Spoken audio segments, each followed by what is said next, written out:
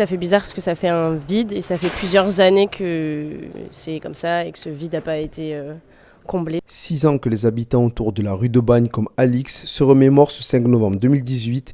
Elle avait 16 ans à ce moment-là. Avec ma mère, on préparait un peu des cafés, des choses à manger pour les pompiers, enfin pour les personnes qui étaient là 24 heures sur 24, qui s'occupaient de tout ce qui était recherche et voilà. Jean-Michel fait partie des passants qui ne peuvent pas se retenir d'observer ce vide où une fresque a été accrochée en mémoire des 8 victimes de cet effondrement. Toujours présent, c'est toujours là, on n'oublie pas. Moi j'ai des amis qui ont été évacués en urgence du jour au lendemain de leur immeuble parce qu'il était en péril, ça a été ça aussi des souffrances.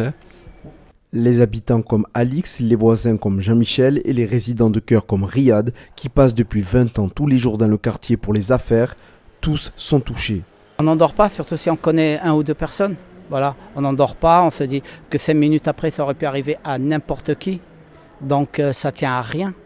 Céline, elle, a été marquée par les jours suivants. Se souvenir de ce silence, mais je ne pouvais pas en être heureuse, sachant que habituellement le bruit des voitures m'incommode. Mais là, c'était un silence très triste et un peu effroyable. La vie a repris son cours pour certains et pour d'autres. Le vide a pris le pas. 6 ans après la catastrophe, il reste la solidarité et bien sûr la mémoire.